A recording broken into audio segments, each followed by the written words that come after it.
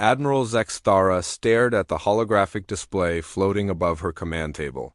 The blue light cast strange shadows across her face as she studied the reports that had been coming in for weeks. Each report was the same. Pirate ships gone. Slaver vessels found empty. Criminal outposts destroyed overnight. All across the outer rim of the galaxy, something was hunting. The Admiral was a tall creature with 4 arms and silver skin that gleamed under the ship's lights. She had served the Galactic Empire for over 200 years. In all that time, she had never seen anything like this. Whatever was out there moved like a ghost. It struck without warning and left no trace behind. "Admiral," called Lieutenant Vorn from his station across the bridge. "We have another report from Sector 47. Zexthara turned her large black eyes toward the young officer. "Show me." The holographic display changed to show a star map. Red dots marked the locations where attacks had happened. There were dozens of them now, scattered across hundreds of light years, but they all had something in common. They were all places where the Empire's worst criminals operated. The Bloodfang pirates, Vorn read from his datapad. Entire fleet of 12 ships found drifting near the Shelos asteroid field. No life signs, no damage to the ships. The crews were simply gone. Gone where? Zexthara asked. Unknown, Admiral. But their cargo holds were empty. They had been carrying slaves from the Nexari colonies. 3,000 beings who were supposed to be sold at the Vortex station markets. Zexthara walked closer to the display. She touched one of the red dots. With her finger, "What about the slaves?" "No trace of them either." "But Admiral, there's something else." The ships had a symbol painted on their hulls. Same symbol we've seen at the other sites. The display changed again. Now it showed a simple image. A circle with lines radiating out from it like a sun. Below, it were words written in a language none of them recognized. "Have our linguists made any progress translating this?" the Admiral asked. "No, Admiral. But we did get some information from survivors at the Grendel mining station. The station was attacked last month. Most of the criminal elements there were captured or killed, but some of the workers escaped. They said the attackers called themselves Guardians." Zexthara felt a chill run through her body. The Empire had ruled the galaxy for 5,000 years. They had conquered hundreds of worlds and enslaved dozens of species. They knew every major power, every rebel group, every threat in their territory, but this was something new. "What do we know about their ships?" she asked. Lieutenant Vorn scrolled through his data. "That's the strange part, Admiral. Our sensors can barely detect them. When they do appear, the signatures are unlike anything in our databases. They seem to use some kind of advanced stealth technology. And their weapons ... double quotes." He paused. "What about their weapons?" "They don't seem to use traditional energy weapons at all. No plasma cannons, no particle beams, no nuclear missiles. But somehow, they can disable our ships without destroying them. It's like they just reach out and turn off our technology." Zexthara studied the map again. The attacks had started small, hitting isolated pirate bands and criminal gangs, but they were getting bolder. Last week, they had hit an Imperial supply depot that was known to traffic in illegal goods. The depot's guards had been found unconscious, but unharmed. All the illegal cargo was gone. "Admiral," another voice called from across the bridge. It was Commander Krath, her second in command. "We're receiving a priority transmission from Imperial Command." "Put it through." The holographic display changed to show the face of Grand Admiral Vorhan. His reptilian features were stern as always, but Zexthara could see concern in his yellow eyes.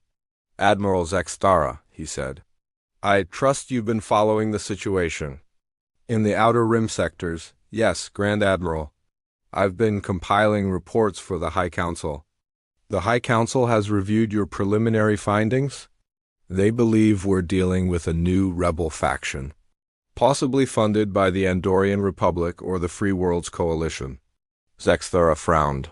"With respect, Grand Admiral, I don't think this is a typical rebel group. Their tactics are too sophisticated, and their technology is unlike anything we've seen from known enemies. Nevertheless, Admiral, you are to treat this as a standard insurgency. Deploy your fleet to the affected sectors and crush this threat before it spreads to the core worlds. The transmission ended before Zexthara could respond. She stared at the empty display for a moment, then turned to her officers. Commander Krath, prepare the fleet for departure. We're heading to the Outer Rim. Yes, Admiral, what's our target? Zexthara looked at the map one more time. The red dots seemed to form a pattern, moving slowly inward toward more populated systems. Sector 23. Intelligence report suggests the next attack will likely occur there. We'll set a trap. 3 days later, the Imperial fleet arrived in Sector 23. Zexthara had brought 12 ships, including her flagship, the mighty dreadnought, Domination. They positioned themselves around the system's main shipping lanes, waiting. They didn't have to wait long. The first sign was a distress call from a cargo vessel carrying illegal weapons to separatist groups. The ship's captain reported that unknown vessels had appeared out of nowhere and were demanding his surrender.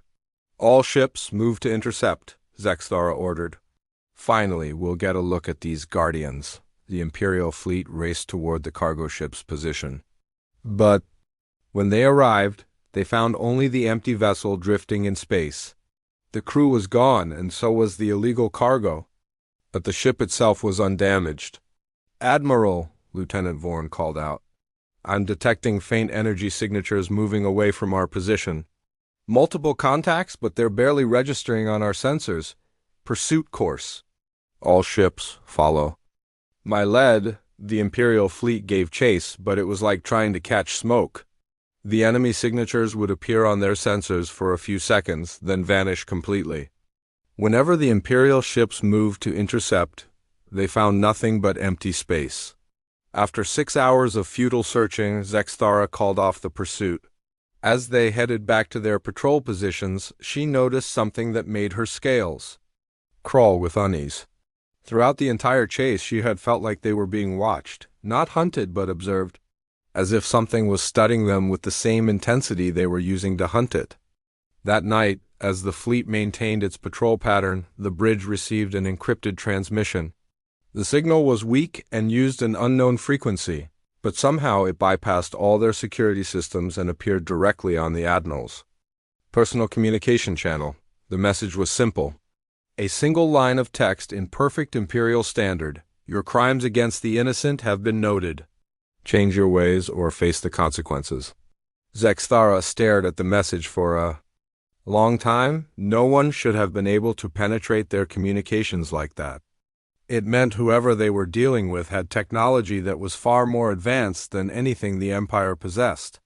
She thought about the pattern of attacks. Pirates, slavers, criminals, corrupt officials. The targets weren't random. Someone was deliberately hunting down the worst elements in Imperial space. Someone with the power to make entire fleets disappear and the restraint to leave witnesses alive. Over the next few weeks, the attacks continued. Each one was more daring than the last. A slaver depot was liberated, its prisoners somehow transported away before Imperial forces could respond. A pirate stronghold was found abandoned, its leaders gone, but its treasure left behind with a note saying it should be returned to the worlds it was stolen from. The most shocking incident happened when Governor Maltex of the Kepler colonies was found unconscious in his office. When he woke up, he discovered that all records of his illegal slave trading operations had been copied and transmitted to every news network in the sector. Within days, revolts had broken out on 3 worlds under his control. Zexthara began to realize that they weren't just dealing with a military threat. This was something that struck at the very heart of how the Empire operated. For thousands of years, the Empire had maintained control through fear and the threat of overwhelming force. But these attackers seemed immune to fear. Worse, they were making the Empire's forces look weak and ineffective. The Admiral requested a meeting with the High Council, but her concerns were dismissed. The Council insisted that no primitive rebel group could pose a serious threat to the Empire's might. They ordered her to increase patrols and crack down harder on dissent, but Zexthara knew better. In her long career, she had learned to read the signs of a changing galaxy. The Empire had faced rebels before, but this was different. These attackers weren't trying to conquer territory or seize power. They were doing something far more dangerous. They were proving that the Empire could be defied. Late one night, alone in her quarters, Admiral Zextara studied the reports one more time. She traced the pattern of attacks with her finger, noting how they had grown bolder and more frequent. Whatever force was out there, it was learning. It was adapting. And it was moving closer to the core worlds with each passing day. She thought about the message she had received. Change your ways or face the consequences. It wasn't a threat of violence or conquest. It was something much more frightening. It was a promise that the old ways of doing things were coming to an end. For the first time in her long career, Admiral Zextara felt truly afraid. Not of death or defeat, but of change. The galaxy was shifting beneath their feet, and she had no idea what was coming next. All she knew was that somewhere out in the darkness something was watching them. Something that had the power to make the mighty Galactic Empire look weak and foolish. And it was getting closer every day. Captain Elena Vasquez stood on the bridge of the UES Defiant, watching the stars slowly shift as her ship dropped out of faster-than-light travel. After 6 months of covert operations, humanity was finally ready to reveal itself to the Galactic Empire. The time for shadows and secret missions was over. "Ma'am, we're approaching the Imperial border," reported Lieutenant Commander Jackson from the navigation station. "Long-range sensors are picking up patrol ships ahead?" Elena nodded. She was a compact woman with dark hair and calm brown eyes that had seen too much war. At 42, she had commanded 3 different ships in humanity's recent conflicts. But this mission was unlike anything she had done before. Today, she would speak for all of humanity to an empire that ruled half the galaxy. Signal all stations. "Prepare for first contact protocols," she ordered. Around her, the bridge crew moved with quiet efficiency. These were not ordinary diplomats or politicians. Every person aboard the Defiant was a veteran of humanity's long struggle for freedom. They knew what was at stake. "Captain," called Chief Science Officer Dr. Sarah Chun from her station. "I'm detecting multiple Imperial vessels moving to intercept us." "Looks like a full battle group," Elena smiled slightly. "They're scared. Good. Fear will make them listen more carefully." The Defiant was not a large ship by Imperial standards. It was sleek and dark, designed for stealth rather than intimidation. But Elena knew that size meant nothing when you had the right technology. Humanity had learned long ago that survival often depended on being underestimated. "Incoming transmission from the Imperial fleet," reported Communications Officer Lieutenant Torres. "They're demanding we identify ourselves and state our business." "Open a channel," Elena said. She smoothed down her blue diplomatic uniform and stepped forward. "This is Captain Elena Vasquez of the United Earthship Defiant. Representing the United Nations of Earth and its colonial territories, we request permission to enter Imperial space for diplomatic purposes." There was a long pause. Elena could imagine the confusion aboard the Imperial ships. For months, they had been hunting ghosts in their outer territories. Now, a ship had appeared out of nowhere, claiming to represent a species they had never heard of. The reply came from a stern voice with a thick accent. "Unknown vessel, you are in violation of Imperial space. Prepare to be boarded for inspection." Elena exchanged glances with her first officer, Commander Marcus Webb. He was a tall black man with graying hair and a calm demeanor that hid a sharp, tactical mind. "Shall we show them what the Defiant can do?" he asked quietly. "Not yet," Elena replied. "Let's see how they handle diplomacy first." She activated the communication channel again. "Imperial Command, we are here under the ancient laws of first contact. We seek an audience with your leadership to discuss matters of mutual importance." Another pause. This time longer. Finally, a different voice came through the speakers. It was female and spoke with more authority. "This is Admiral Zextara of the Imperial Fleet. State the nature of your diplomatic mission." Elena felt a surge of satisfaction. Admiral Zextara was exactly who she had hoped to speak with. Human intelligence had identified her as one of the Empire's most capable commanders and, more importantly, one of the few who might listen to reason. Admiral Zexthara, we represent a species that has recently become aware of the Galactic Empire. We wish to discuss the possibility of peaceful relations and mutual cooperation. We also have information regarding recent incidents in your outer territories that may be of interest to you. This time the pause was very long indeed. Elena knew the Admiral was probably consulting with her superiors and running every scan possible on the Defiant. She would find that the human ship's true capabilities were hidden behind layers of advanced shielding and sensor baffles. Very well, Admiral Zexthara finally replied. You will accompany my fleet to Station Omega-7 for formal diplomatic proceedings. Any attempt to deviate from our course or activate weapon systems will be considered an act of war. Elena smiled. Understood, Admiral. We look forward to the meeting. The journey to Station Omega-7 took 2 days. During that time, Elena could feel the Imperial ships around them, their sensors constantly probing the Defiant's hull. She knew they were finding very little useful information. Human stealth technology was generations ahead of anything the Empire possessed. On the second day, Commander Webb approached her in her ready room. Captain, we're receiving coded transmissions from the Sol system. The other ships are reporting successful completion of their missions. Elena looked up from the diplomatic briefing she was studying. All of them, every single one. The Covenant liberated the mining colonies in Sector 15. The Prometheus evacuated the slave markets on Tortuga Prime, and the Endeavor just finished relocating the survivors from the Nexari homeworld to New Geneva. Elena nodded with satisfaction. While she had been preparing for diplomatic contact, dozens of other human ships had been conducting what the military called liberation operations throughout Imperial space. Thousands of enslaved beings had been freed and relocated to human-protected territories. Any Imperial response? She asked. Some patrols were dispatched to investigate, but our ships were long gone by the time they arrived. The Empire still doesn't know what hit them. Elena stood and walked to the small window in her quarters. Outside, she could see the massive Imperial battle station growing larger as they approached. It was a testament to the Empire's engineering prowess, but also to their need to project power through intimidation. Marcus, do you think they'll figure out that we're the ones who've been hitting their criminal operations? Commander Webb considered this. Eventually. They're not stupid, just arrogant.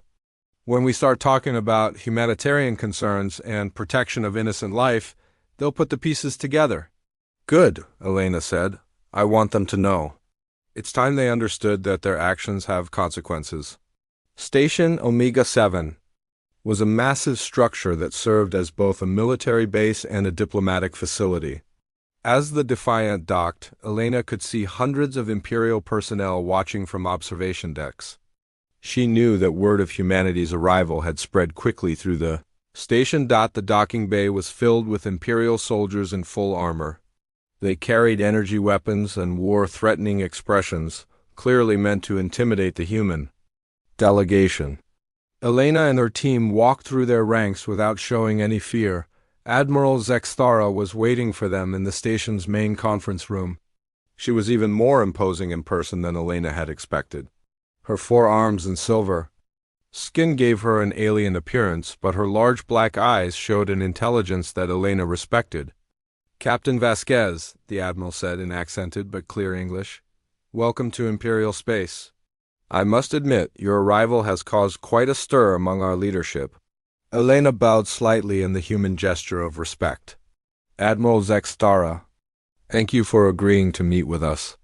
We hope this will be the beginning of a long and productive relationship between our peoples. They took seats around a large table. Elena had brought only 3 advisors with her, Commander Webb, Dr. Chun, and Ambassador Patricia Williams, a skilled negotiator who had helped establish humanity's alliance with the Centauri Republic. Before we begin formal negotiations, Admiral, Zexthara said, I must ask about your ship's capabilities. Our sensors were unable to get clear readings on your technology. Elena smiled. We understand your curiosity, Admiral. Humans have always believed in being prepared for any situation. Our technology reflects that philosophy. And where exactly do humans come from? Our star charts show no inhabited systems, matching your ship's point of origin. We come from a small system about 200 light-years from here, Elena replied. Until recently, we were focused on developing our own colonies and had little contact with other galactic powers. This was technically true, though it left out the fact that humanity had been secretly observing the Empire for over a year before beginning their liberation operations. Admiral Zexthara leaned forward. Captain, I must be direct with you. For the past several months, we have been dealing with mysterious attacks throughout our territory. Ships and installations belonging to criminal organizations have been targeted by unknown forces. Do you know anything about these incidents? Elena met the Admiral's gaze steadily. Admiral, humans have strong feelings about the treatment of innocent beings. When we learned that certain elements in Imperial space were engaged in slavery, piracy, and other crimes against sentient life, we felt compelled to act. The room fell silent. Elena could see the understanding dawning in Admiral Zexthara's eyes. You're telling me that your people were responsible for those attacks? The Admiral asked quietly.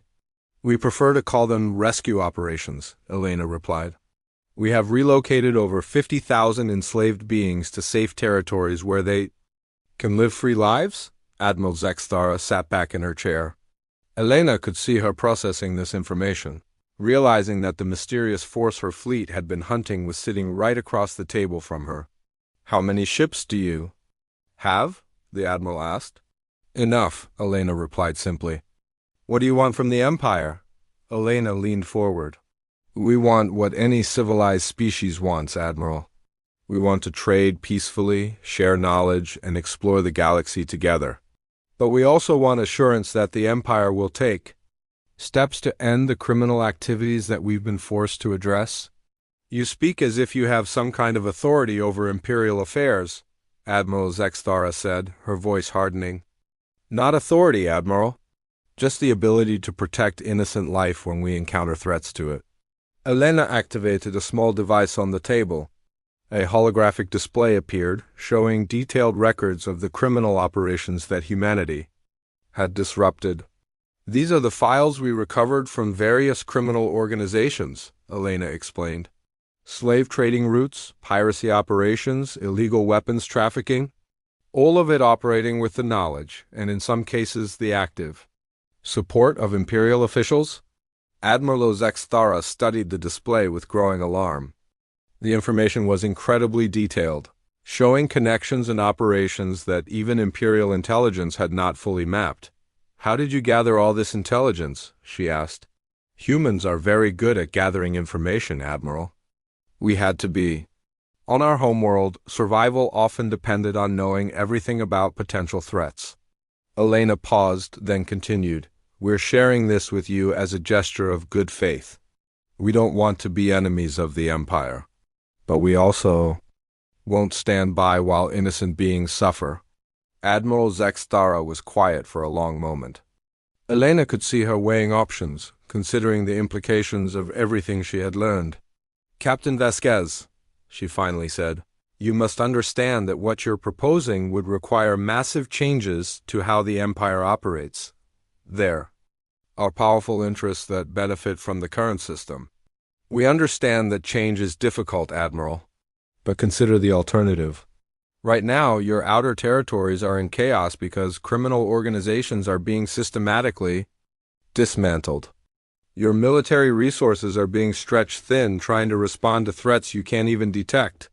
How long before that instability spreads to your core worlds? Elena stood and walked to the large window that showed the docking bay where the Defiant waited. We're offering you a choice, Admiral. Work with us to create a more stable and just galaxy, or continue fighting a war you can't win against an enemy you can't catch. Admiral Zexthara joined her at the window. And if the Empire chooses not to cooperate? Elena turned to face her. Then we'll continue doing what we think is right. But we'd much rather work together than against each other. The Admiral stared at the sleek human ship for a long time. Elena knew she was seeing it with new eyes now, understanding that this small vessel represented a force that had already proven capable of outmaneuvering the entire Imperial fleet. I'll need to consult with my superiors, Admiral Zexthara said finally. Of course, Elena replied. But Admiral, I hope you'll convey to them that this is an opportunity, not just a threat. Humanity has much to offer the galaxy. We've developed technologies that could benefit all species. We've learned ways of governing that ensure both order and freedom. And we've proven that different species can work together for the common good. Admiral Zexthara nodded slowly. I'll relay your message, Captain. But I must warn you, the Empire does not respond well to ultimatums. Elena smiled. Admiral, this isn't an ultimatum. It's an invitation. We're inviting the Empire to join us in building a better galaxy. The choice is yours. As the meeting ended and Elena prepared to return to her ship, she felt cautiously optimistic.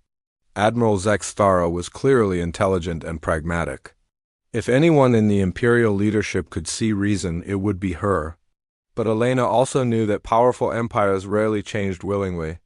Humanity would need to be prepared for whatever came next. The galaxy was about to learn what humans were truly capable of when they fought for something they believed in. Dr. Kellner Voss was the Empire's leading expert on alien biology. In his 300 years of life, he had studied over 200 different species. He had dissected warriors from the fierce Kregan clans and analyzed the complex nervous systems of the peaceful Etherians. But nothing had prepared him for studying humans. He stood in his laboratory aboard the Imperial Research Station, staring at the genetic data displayed on his screens. 3 weeks had passed since the first diplomatic meeting with Captain Vasquez, and the Empire had been working frantically to understand these newcomers. What Dr. Voss had discovered made him deeply uncomfortable. Computer, display human evolutionary timeline. He commanded. The screen showed a progression of images starting with primitive, ape-like creatures and ending with modern humans, but it was the middle stages that disturbed him most. These early humans had been persistence hunters, chasing their prey across vast distances until the animals collapsed from exhaustion. They had evolved not just physical endurance, but mental resilience that bordered on madness. Dr. Voss, called his assistant, a young Zilani named Theta 9, the psychological profiles are complete. Show me. A new display appeared, filled with data about human behavior patterns. Dr. Voss read through it with growing alarm. Humans formed emotional bonds not just with their own species, but with complete strangers from other worlds. They would risk their lives for abstract concepts like justice and freedom. Most disturbing of all, they seemed to have an almost pathological need to help others even when it offered no benefit to themselves. This can't be correct, Dr. Voss muttered. No species evolves this way. Altruism toward other species provides no evolutionary advantage. Theta 9 checked her data again. The readings are accurate, Doctor. We've confirmed them multiple times. Humans really do possess what they call empathy toward beings they've never met. Dr. Voss turned away from the screen and walked to his specimen collection. Jars filled with tissue samples from dozens of species lined the walls. Each one represented a conquest of the Empire, a world brought under Imperial control through force and intimidation. But humans seemed immune to such tactics. Have you seen the reports from Sector 12? He asked his assistant. You mean the incident with Governor Maltex? Yes, a human colony ship was attacked by slavers working for the governor. The humans didn't just defend themselves. They evacuated their entire colony overnight and then systematically destroyed every illegal operation in that sector. In 3 days, they freed over 10,000 slaves and captured enough evidence to bring down the governor's entire criminal network. Dr. Voss pulled up security footage from the attacks. The human ships moved with deadly precision, but what struck him most was their restraint. They could have easily killed everyone involved, but instead they had carefully separated criminals from victims. They had even provided medical aid to wounded slavers. It makes no sense, he continued. They had the power to simply destroy their enemies, but they chose the harder path of justice. Theta 9 looked confused. Doctor, isn't mercy considered a positive trait? Not in warfare, Dr. Voss replied. In warfare, mercy is a weakness that gets you killed. The Empire has survived for 5,000 years because we understand this. We show strength, we inspire fear, and we crush our enemies completely. Humans seem to have forgotten these basic lessons. But even as he said it, Dr. Voss wasn't sure he believed it anymore. The human approach shouldn't work, but somehow it did. In just a few months, they had accomplished what rebel groups had failed to do in centuries. They had made the Empire look weak and ineffective. His communication device chimed with an incoming message. It was from Admiral Zextara, requesting his presence at an emergency briefing. Dr. Voss gathered his reports and headed for the command center. The briefing room was filled with high-ranking Imperial officers, all looking tired and frustrated. Admiral Zextara stood at the front, gesturing toward a holographic star map. "Gentlemen," she began, "the situation in the Outer Rim has deteriorated significantly. In the past week alone, we've lost control of 7 mining colonies, 2 trading stations, and an entire planetary government." Governor Yexion, a fat reptilian creature with expensive robes, raised his hand. "Admiral, surely our forces can handle a few primitive rebels." "These aren't rebels, Governor," Admiral Zextara replied coldly. "These are human-led liberation movements, and they're not trying to conquer our territory. They're convincing our own citizens to leave." She touched a control on the table, and the star map changed to show population movements. Streams of red arrows indicated massive migrations away from Imperial space. "The humans aren't just freeing slaves," she continued. "They're offering sanctuary to any being that wants to escape Imperial rule. Entire populations are abandoning their worlds too. Join these so-called free colonies in human space." Dr. Voss studied the data with scientific interest. "How many beings have we lost so far?" "Over 2 million in the past month alone," Admiral Zextara replied. "And the rate is accelerating. The humans have established what they call freedom. Corridors, safe passage routes that allow beings to travel from Imperial space to their territories without interference." General Krovar, the Empire's chief military strategist, slammed his fist on the table. "This is unacceptable. We should crush these humans before they can spread their poison any further." "With what?" Admiral Zextara asked. "We can't even find their ships most of the time. When we do encounter them, they outmaneuver us effortlessly. And every time we try to use force, more worlds declare independence." Dr. Voss cleared his throat. "Admiral, if I may, I've been studying human psychology and biology. I believe I understand why our traditional tactics are failing." All eyes turned to him. Dr. Voss activated his datapad and projected his findings into the room. "Humans evolved on what they call a death world," he began. "Their planet was extremely hostile, with predators, diseases, and natural disasters that would have wiped out most species. To survive, they developed not just physical resilience, but psychological adaptations that make them fundamentally different from us." The display showed images of Earth's various dangers: massive storms, volcanic eruptions, deadly predators. They learned to work together not just with their own kind, but with other species on their world. They domesticated animals not through force, but through cooperation. This created a mental framework that sees diversity as strength rather than weakness. Governor Yexion scoffed. "Doctor, you're talking about primitive survival instincts. Surely civilized beings have moved beyond such things." "That's where you're wrong, Governor," Dr. Voss replied. "Humans never abandoned these instincts. They refined them. They turned survival into an art form.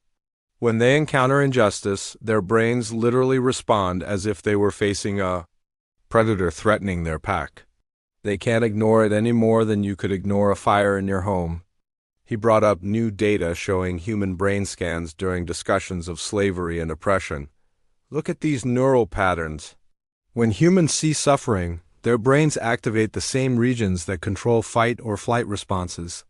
They're physically incapable of accepting injustice as normal." Admiral Zextara leaned forward. "Are you saying they can't be reasoned with?" "On the contrary," Dr. Voss replied, "they're extremely reasonable, but they operate from a completely different set of assumptions than we do. We see order and hierarchy as natural. They see freedom and equality as natural. We maintain control through fear. They inspire loyalty through hope. General Krovar stood up angrily. This is philosophical nonsense. They're just another species with advanced technology. We've conquered hundreds of worlds with advanced technology. Have we, General? Dr. Voss asked quietly. Or have we simply imposed our will through superior firepower? Because humans aren't trying to impose anything. They're offering choices. He changed the display to show intercepts of human communications with Imperial citizens. Listen to this, he said, playing an audio recording. A human voice spoke in clear, simple language. We're not here to conquer your world or force you to change. We're here to offer you an alternative. If you're happy with your current government, we respect that, but if you want something different, we can help you build it.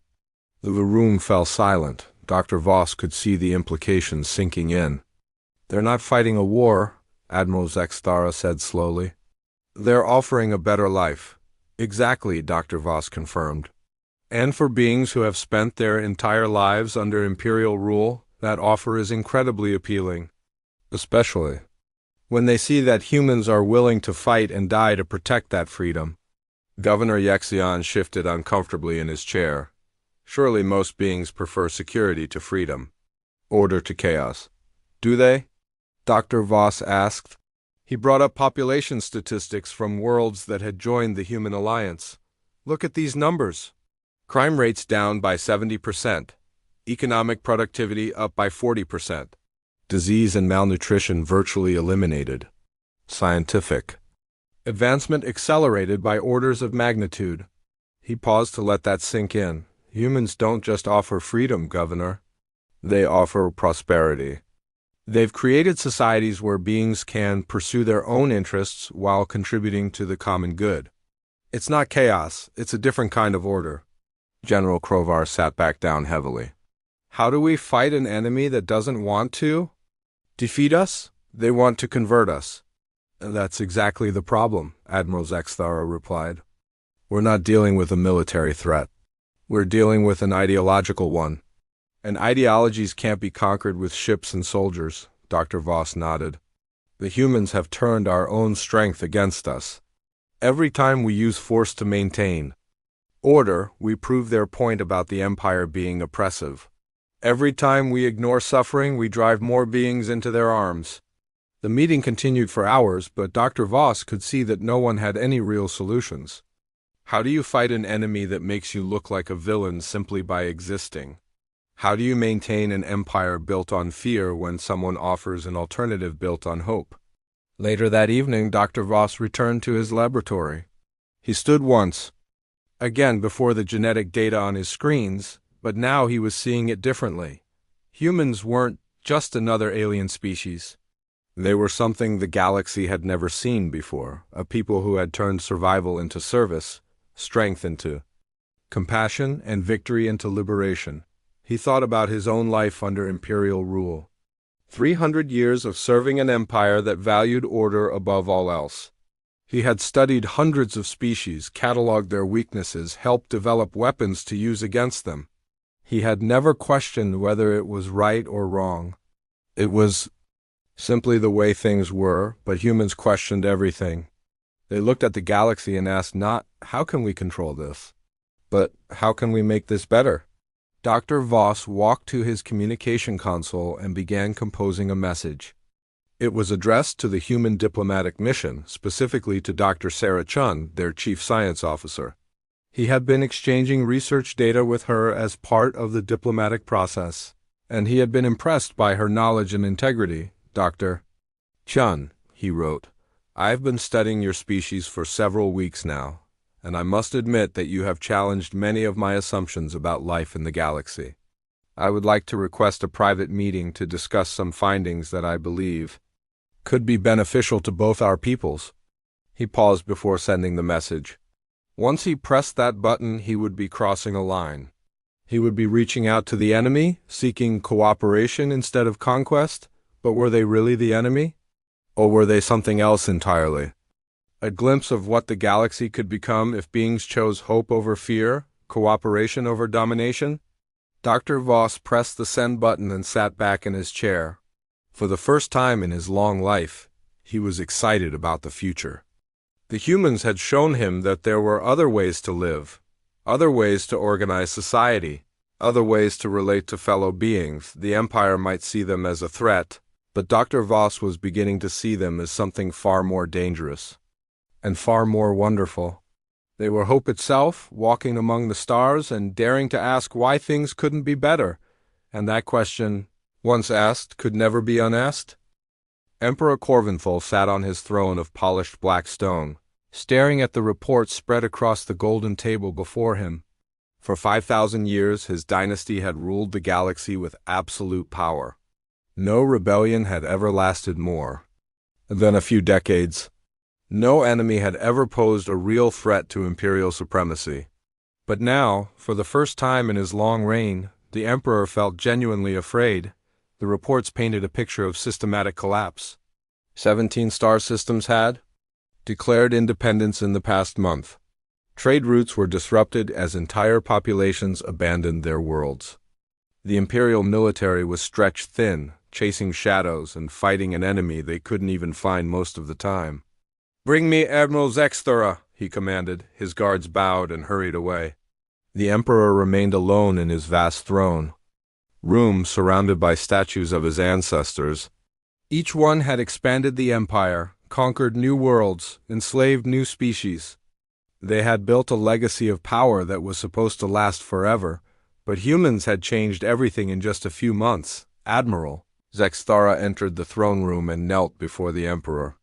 Her forearms touched the floor in the traditional gesture of submission, but Corvinthal could see the tension in her posture. "Rise," he said. "Tell me honestly, Admiral. Can we defeat these humans?" Zexthara stood slowly. "Your Majesty, in conventional warfare, I believe we could overwhelm them through sheer numbers, but they refuse to fight conventional battles. They strike without warning, accomplish their objectives, and disappear before we can respond." "Then we must force them to fight," the emperor declared. "What would make them come out of hiding?" "I'm not sure they would take that bait, Your Majesty. Humans seem to value individual lives more than strategic advantage. They won't sacrifice innocent beings just to win a battle." The emperor leaned forward on his throne. "You speak as if that's a strength, Admiral. In some ways, it is, Your Majesty. It makes them unpredictable. Our tactical computers can't model an enemy that prioritizes saving lives over achieving victory." Corvinthal stood and walked to the massive window that showed his capital city stretching to the horizon. Millions of beings lived and worked in the towering structures below, all serving the Empire. But lately he had noticed changes. The news broadcasts spoke of the human alliance. Workers whispered about freedom and choice. Even his own palace. Staff seemed distracted and restless. "Admiral, I want you to assemble our most powerful battle fleet. Take 500 ships and destroy the human home system. If they value individual lives so much, let's see how they react when their own people are threatened." Admiral Zexthara hesitated. "Your Majesty, our intelligence suggests that Earth is heavily defended, and attacking their civilian population might unite other species against us." "Other species are already uniting against us," the Emperor snapped. "Every day more worlds join this human alliance. Every day more beings abandon their loyalty to the Empire. This cancer must be cut out before it spreads further." "As you command, Your Majesty." Admiral Zexthara bowed again and left the throne room. The Emperor returned to his window, watching the city below.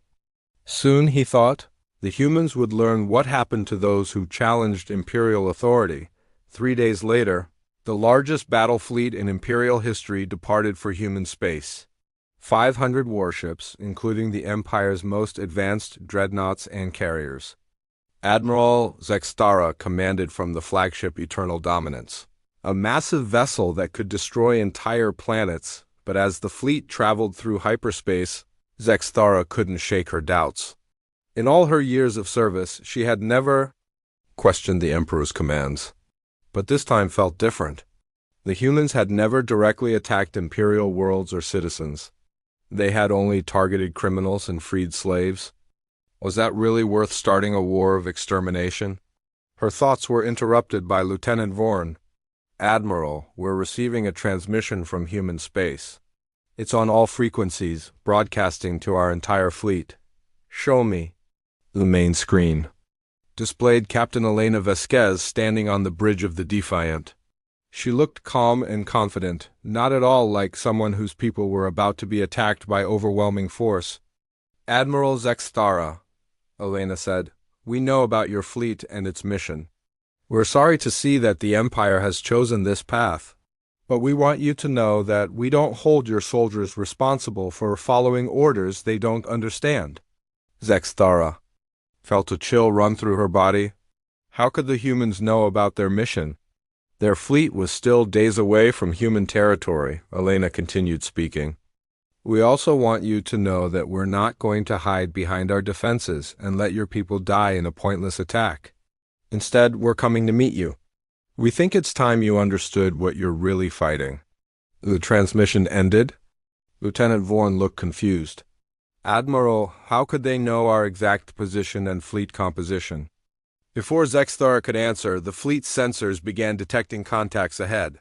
At first, just a few ships, then dozens, then hundreds. Human vessels were appearing throughout the star system, surrounding the Imperial fleet. This is impossible, whispered Commander Krath. Our scouts detected no human presence in this system. Admiral Zexthara studied the tactical display with growing alarm. The human ships were smaller than Imperial vessels, but there were so many of them, and their energy signatures were unlike anything in Imperial databases.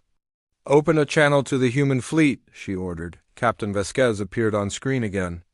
Admiral, we don't want to fight you, but we can't let you attack innocent civilians. We're offering you one chance to withdraw peacefully. Captain, Zexthara replied, you're outnumbered 5-1. Surrender now, and your people will be treated according to galactic law. Elena smiled sadly.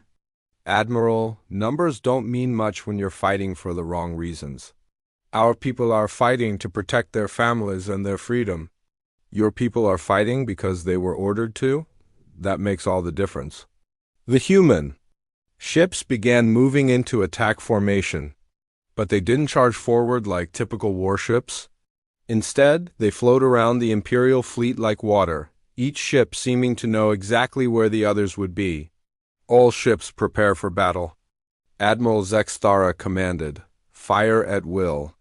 The Imperial fleet opened fire with everything they had. Plasma cannons, particle beams, nuclear missiles, enough firepower to destroy entire worlds. But the human ships moved like nothing Zexthara had ever seen. They twisted and spun through space, avoiding most of the Imperial fire while returning. Precise shots that disabled Imperial weapons and engines within minutes. It became clear that the battle was going very badly for the Empire.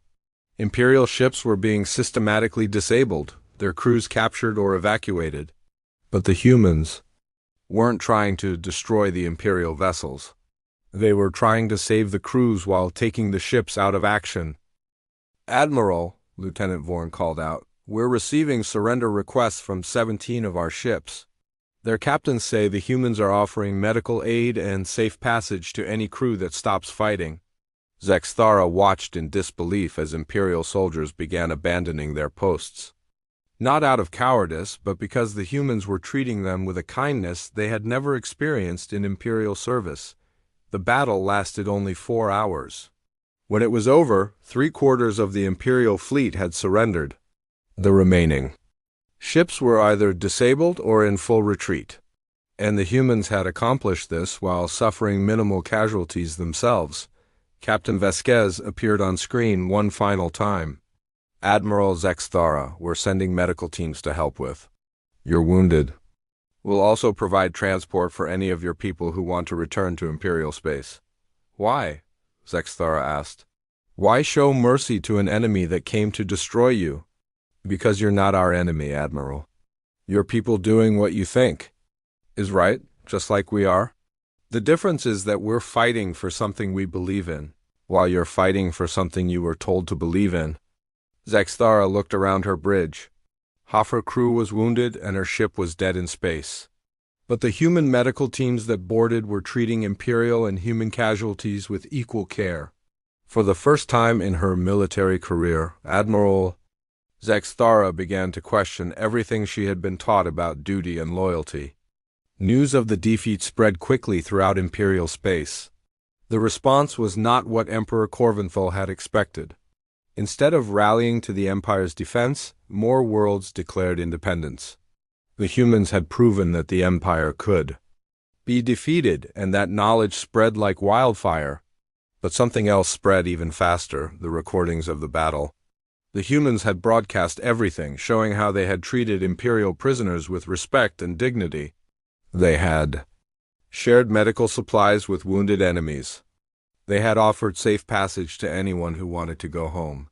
Dr. Kellner Voss watched the recordings from his laboratory, feeling a profound change in his understanding of the galaxy. He had spent his life serving an empire built on fear and domination. But here were beings who had achieved victory through compassion and hope. His communication device chimed with a message from Dr. Sarah Chun. Dr. Voss, we've reviewed your research proposals. We would be honored to have you join our scientific exchange program. Your knowledge could help us develop new medical treatments that would benefit all species. Dr. Voss stared at the message for a long time. It was an invitation to betray everything he had ever known, but it was also an invitation to be part of something better. He began typing his reply. Across the galaxy, similar scenes were playing out. Imperial citizens were making choices they had never imagined possible. Some chose to stay loyal to the Empire, but millions chose freedom. The humans had not conquered anyone. They had simply shown that there were alternatives to Imperial rule. They had proven that different species could work together as equals. They had demonstrated that strength could be used to protect rather than dominate. Emperor Corvinthal sat alone in his throne room, surrounded by the statues of his ancestors. For 5,000 years his family had ruled through fear. But fear only worked when people had no hope of anything better. The humans had brought hope to the galaxy. And hope, the Emperor was learning, was more powerful than any weapon his empire possessed. Outside his palace he could hear the sounds of celebration. His own citizens were cheering the news of Imperial defeats. They were welcoming human ships that offered passage to free worlds. They were choosing liberty over security, hope over fear. The Empire was not being conquered. It was being abandoned. And there was nothing Corvinthal could do to stop it. For the first time in 5,000 years, the galaxy was choosing its own destiny. And that destiny did not include the Galactic Empire. 6 months after the Great Battle, Admiral Zexthara stood on the observation deck of what used to be the Imperial capital. The massive city below looked different now. Where once there had been military parades and symbols of Imperial power, there were now medical stations, food distribution centers, and schools where beings from dozens of species learned together. The transformation had happened faster than anyone could have imagined. After the defeat of the Imperial fleet, the collapse had accelerated, not through violence or conquest, but through choice. World after world had simply decided they wanted something different. Zexthara wore a simple blue uniform now, marking her as a coordinator in the Galactic Relief Organization. It was strange how quickly she had adapted to her new role. Instead of commanding warships, she now organized rescue missions for refugees fleeing the last holdout Imperial territories. "Admiral," called Dr. Kellner Voss as he approached. He carried a datapad filled with medical reports. The latest statistics from the Outer Rim territories are remarkable. Disease rates have dropped by 80% since the transition began. Zexthara nodded. The humans brought more than just freedom, didn't they? They brought knowledge, medicine, technology that actually helps people instead of controlling them.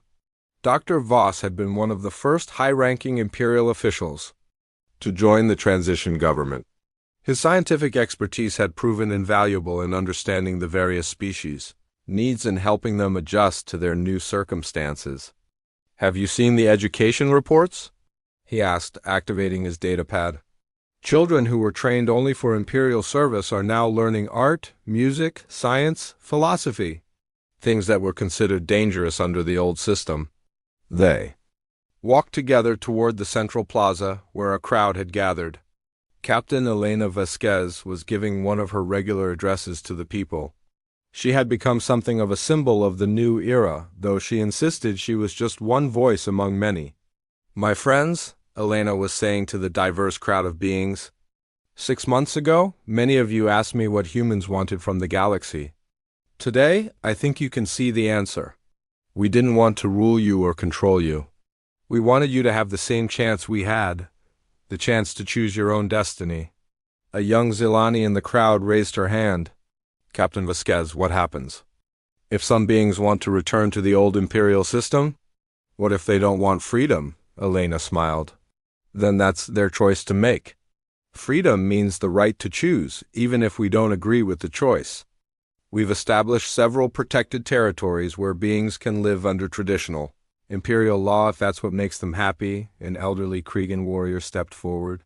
"But how do we prevent another empire from rising? How do we keep this freedom?" "By remaining vigilant," Elena replied.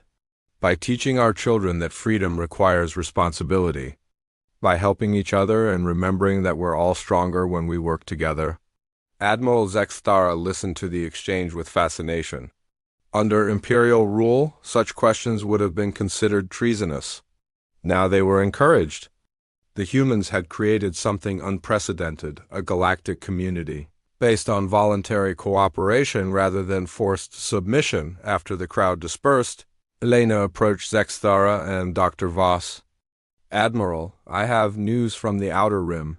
The last Imperial stronghold on Vega 7 has agreed to negotiations." "Emperor Corvinthal?" Zextara asked. "He's requested a personal meeting with human leadership. He says he wants to discuss terms." "For a peaceful transition," Dr. Voss looked surprised. "The Emperor himself? I never thought he would surrender." "He's not surrendering," Elena corrected. "He's choosing. There's a difference."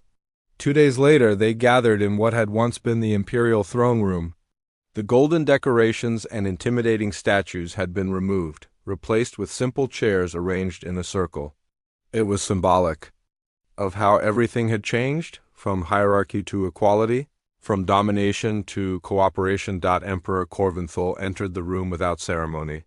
He was smaller than Zextara remembered, and he looked tired. The weight of losing an empire had clearly taken its toll on him. Elena stood and offered him a seat. "Your Imperial Majesty, thank you for coming." "Please," Corvinthal said quietly, "just call me Corven. I am no longer an emperor of anything." They sat in silence for a moment. Then Corven spoke again. "Captain Vasquez, I must ask you something. That has been troubling me. You could have destroyed my empire through force. You had the power to simply take everything we had built. Why didn't you?" Elena leaned forward. "Because destroying something doesn't create anything better. We learned long ago that lasting change comes from within, not from external force. We could have conquered you, but then we would have just become the new oppressors." "But how can you be sure this new system will work? How do you maintain order without authority?" Dr. Voss answered. "Corvin, I've been studying the human approach for months now. They don't maintain order through fear. They maintain it through shared purpose. When beings work toward common goals they believe in, they police themselves." Admiral Zextara nodded. "I've seen it myself. The refugee camps run more smoothly than Imperial military bases ever did. People help each other because they want to, not because they're forced to." Elena pulled out a small device and projected a holographic display. It showed statistics from across the former Imperial territories. "Look at these numbers," she said. "Crime rates down 90%. Economic productivity up 60%. Scientific advancement accelerated beyond anything we've seen before. When beings are free to pursue their interests and talents, everyone benefits." Corvin studied the data with the eye of someone who had spent millennia managing an empire. "These numbers are impressive, but what about defense? How do you protect?" all this prosperity from those who would take it by force. The same way we protected it from you, Elena replied, by making sure that anyone who threatens innocent life faces the combined response of the entire galactic community, and by showing potential aggressors that cooperation is more profitable than conquest. She changed the display to show the current political map of the galaxy. Instead of the rigid imperial boundaries, there were now hundreds of small, self-governing territories connected by trade agreements and mutual defense pacts. No single government controls more than a few systems, Elena explained. But they're all connected through voluntary associations based on shared values. If one community is threatened, dozens of others will come to their aid. Kovan was quiet for a long time, studying the map. Finally he spoke. What do you want from me, Captain? Why arrange this meeting? We want your help, Elena said simply. You understand imperial systems and psychology better than anyone. There are still millions of beings who are struggling with the transition. They need leaders who can help them understand that change doesn't have to be terrifying. You want me to convince my former subjects to abandon everything I taught them? No, Elena replied. We want you to help them understand that they can keep what was good about imperial society while letting go of what was harmful. Order, discipline, cooperation. These are valuable things. The problem was when they were imposed by force rather than chosen freely. Dr. Voss leaned forward. Kovan, I've been working with refugees from imperial territories. Many of them are lost and confused. They spent their entire lives being told what to do. Now they have to make their own choices and they don't know how. What exactly are you proposing? Kovan asked. Elena activated another display, showing plans for what they called transition centers. These were facilities where former imperial citizens could learn new skills, explore different ways of living, and gradually adjust to freedom at their own pace. We want you to help design and run these centers, Elena said. You understand how imperial minds work. You know what they need to hear to feel safe during this change? Admiral Zexthara was surprised by the proposal. Captain, are you sure about this? Many beings still see Korvan as a symbol of oppression, which is exactly why his participation would be so powerful, Elena replied. If the former emperor himself can embrace change and growth, it sends a message that anyone can. Korvan stood and walked to the window that looked out over the transformed city. Below, he could see beings from dozens of species working together, children playing in integrated schools, merchants from different worlds trading freely. For 5,000 years, he said slowly, my family maintained power by convincing people that they needed us to protect them from chaos. We made them believe that freedom was dangerous, that choice was overwhelming, that they were better off being told what to do. He turned back to face them. But looking at this city now, I see more order than ever existed under imperial rule. Not the order of fear, but the order of purpose. People working together because they choose to, not because they're forced to. Elena nodded. That's the difference between control and leadership. Control uses fear to make people obey. Leadership uses hope to inspire people to act. Korvan sat back down. If I agree to this, what guarantee do I have that I won't simply be executed when I'm no longer useful? Dr. Voss spoke up. Korvan, I was one of your scientists for 300 years. I helped develop weapons to use against rebels and slaves. By imperial standards, I'm a war criminal. But the humans didn't punish me. They asked me to use my knowledge to help heal the damage I had helped create. The past is the past, Elena added. We're interested in what you choose to do with your future. Will you help us build something better, or will you cling to something that's already gone? Kovarvan was quiet for several minutes. Then he looked up at Elena with an expression of resignation mixed with hope. Captain Vasquez, for my entire life, I believe that beings needed strong rulers to keep them in line. I thought that without the Empire, the galaxy would descend into chaos and war. But you've proven me wrong. You've shown that beings are capable of governing themselves, of working together, of choosing cooperation over conflict. He paused, then continued. I don't know if I can ever fully understand your way of thinking, but I'm willing to learn. If you truly believe I can help people during this transition, then I will try. Elena smiled and extended her hand. Welcome to the team, Corvan. As they shook hands, Admiral Zexthara felt a profound sense of closure. The empire that had defined her entire life was truly over.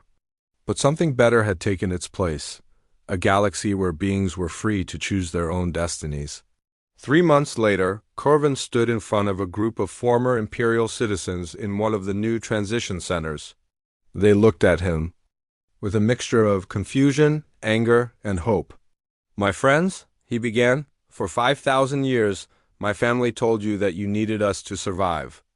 We convinced you that freedom was chaos, that choice was dangerous, that order could only come from above. I am here today to tell you that we were wrong. A woman in the crowd called out, "But Emperor, without the Empire, how do we know what to do?" Corvan smiled sadly. You don't need me to tell you what to do. You never did. You have minds of your own, hearts of your own, dreams of your own. The Empire didn't create order, you did, through your work, your families, your communities. We just took credit for it. He gestured toward the window, where they could see humans and former Imperial citizens working together on a construction project. Look at them, he said. No one is commanding them. No one is threatening them. They're working together because they share a common goal. That's real order. That's real strength. An elderly man raised his hand. What if we make the wrong choices? Then you'll learn from your mistakes and make better choices next time, Corvan replied. That's what growth is. That's what freedom means, the right to fail, to learn, to try again. As the meeting continued, Corvan felt something he had never experienced in 5,000 years of absolute power. He felt useful. Not because people feared him or obeyed him, but because he was helping them discover their own strength. The Empire was gone, but the galaxy was more alive than it had ever been. And for the first time in his long life, Corvan was proud of his part in it. Outside, the stars shone down on a galaxy that had learned the most dangerous lesson of all, that beings were capable of governing themselves with wisdom, compassion, and hope. The humans hadn't conquered the galaxy, they had liberated it. And that liberation was just the beginning.